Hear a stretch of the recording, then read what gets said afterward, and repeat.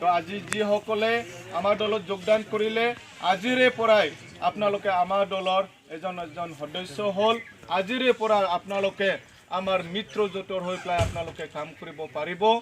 আৰু 6 তাৰিখে যে আমি আমাৰ মূল্যৱান ভোটটো দিম, যাতে আপোনালোকে এই মূল্যৱান ভোটটো যাতে নষ্ট নকৰে, কিয়নো আমি যে ভোট দিম এই ভোট দিয়াৰ যোগেদি আমি আগন্তুক 5 বছৰৰ কাৰণে এজন বিধায়ক আমি বাছনি কৰিব গৈ আছোঁ।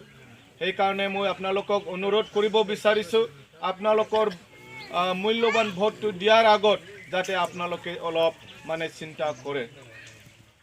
এতিয়া আপোনালোকে চাওক যে বিগত 15 বছৰত আমাৰ এই 28 নং গোসাইগাঁও সমষ্টিৰ বিধায়ক আছিলে আমাৰ BPF দলৰ মাজেন্দ্ৰ নাৰ্জাৰী ডাঙৰীয়া।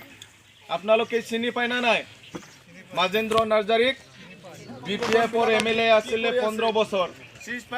তো এই 15 বছৰ কালত আপোনালোকে জানে যে মাজেন্দ্ৰ নাৰ্জাৰী ডাঙৰীয়াই আমাৰ জাতি জনগোষ্ঠীৰ হৈ পেলাই, আমাৰ আদিবাসী ভাইসকলৰ হৈ পেলাই, আমাৰ বড়ো ৰাভা নেপালী ভাইসকলৰ হৈ পেলাই, আমাৰ জাতি জনগোষ্ঠীবিলাকৰ যি সমস্যা আছে এই সমস্যাবিলাক লৈ পেলাই বা আমাৰ সমষ্টিৰ যিমান সমস্যাবিলাক আছে এই সমস্যাবিলাক লৈ পেলাই আমাৰ মাজেন্দ্ৰ নাৰ্জাৰী ডাঙৰীয়াই দিছপুৰত আমাৰ হৈ পেলাই কিমান বাৰ মাত মাতিলে এইটো আমি সকলোৱে জানো। আমি দেখা নাই 15 বছৰত, বিগত 15 বছৰত মাজেন্দ্ৰ নাৰ্জাৰী ডাঙৰীয়াই এই আমাৰ 28 নং গোসাইগাঁও সমষ্টিবাসীৰ হৈ পেলাই কেতিয়াও মাত মাতাটো আমি দেখা নাই। যাৰ ফলত আজি আপোনালোকে দেখিব আমাৰ 28 নং গোসাইগাঁও সমষ্টিৰ যি অৱস্থা, ৰাস্তা ঘাটৰ অৱস্থা, ইয়াত আমাৰ খোৱা পানীৰ ব্যৱস্থা, ইয়াত কোনো এটা স্বাস্থ্য কেন্দ্ৰ নাই, ইয়াত কোনো এটা ভাল এডুকেশ্যনেল ইনষ্টিটিউশ্যন নাই।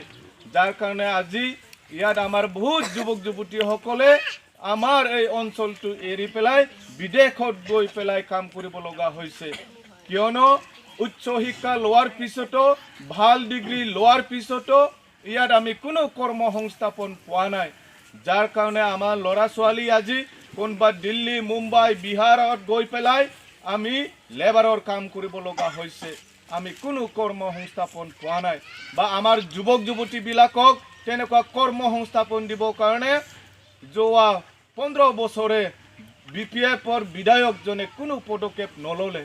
আপোনালোকে চাব আমাৰ এই 28 নং গোসাইগাঁও সমষ্টিত আজিলৈ এটাও তেনেকুৱা স্কিল ডেভেলপমেণ্টৰ কাৰণে কোনো এটা ইনষ্টিটিউশ্যন নাই বা তেনেকুৱা কৰ্মসংস্থাপন দিব পৰা তেনেকুৱা কোনো পদক্ষেপ লোৱা নাই। আপোনালোকে চাওক আমাৰ ইয়াত 80% আমাৰ জনসাধাৰণ ইয়াত প্ৰায়ভাগ চবেই খেতিয়ক হয়। এই খেতিয়কসকলৰ কাৰণে কোনো তেনেকুৱা সুবিধা দিয়া নাই। ইয়াত না নদী বান্ধৰ ব্যৱস্থা কৰি দিছে, না ক'ত বা আপোনাৰ এই কি কয় এইটো ড্ৰেইনৰ ব্যৱস্থা কৰি দিছে, কোনো তেনেকুৱা ব্যৱস্থা কৰি দিয়া নাই। যাৰ কাৰণে আজিলৈকে আমাৰ 28 নং গোসাইগাঁও সমষ্টিটো আন সমষ্টিৰ তুলনাত বহুত পিছ পৰি আছে। এই বছৰ আমাৰ যি মিত্ৰজোঁট, আমি এই বছৰ 28 নং গোসাইগাঁও সমষ্টিৰ পৰা আমি BPFটো আমি বিদায় দিব বিচাৰিছোঁ। কিয়নো BPFৰ বিধায়কজনে ৰাইজৰ হৈ পেলাই কাম কৰিব পৰা নাই। কিন্তু আপোনালোকে চাওক 17 বছৰৰ পিছত আমি BTCটো দখল কৰিলোঁ। আজি BTCত এটা মিলিজুলি চৰকাৰ চলি আছে, UPPL, BJP, GSP, আৰু আমাৰ চৰকাৰ অকল 2 মাহ হৈছে। এই 2 মাহৰ ভিতৰত আপোনালোকে দেখিছে আমাৰ চৰকাৰে কি কৰিছে, কি কৰা নাই। যোৱা 17 বছৰে BPFে যি কাম কৰা নাই এইটো আমি এই 2 মাহৰ ভিতৰত আমি কৰি দেখাইছোঁ। বা আমাৰ চৰকাৰে প্ৰমোদ বড়ো ছাৰৰ নেতৃত্বত যি কাম কৰিছে এইটো ৰাইজৰ কাৰণে কৰিছে।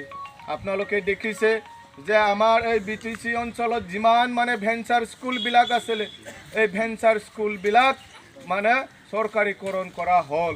ইয়াত শিক্ষকসকলক নিযুক্তি দিয়া হ'ল। ইয়াত যিসকলৰ মাটিৰ পট্টা নাছিলে 5700জন মানুহক এই 2 মাহৰ ভিতৰতে মাটিৰ পট্টা দিয়া হ'ল।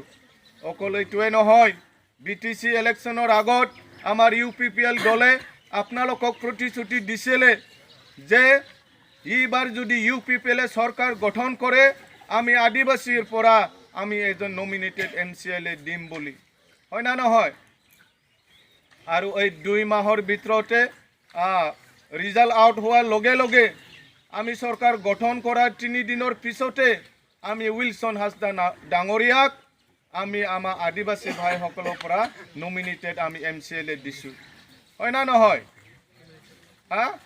চিনি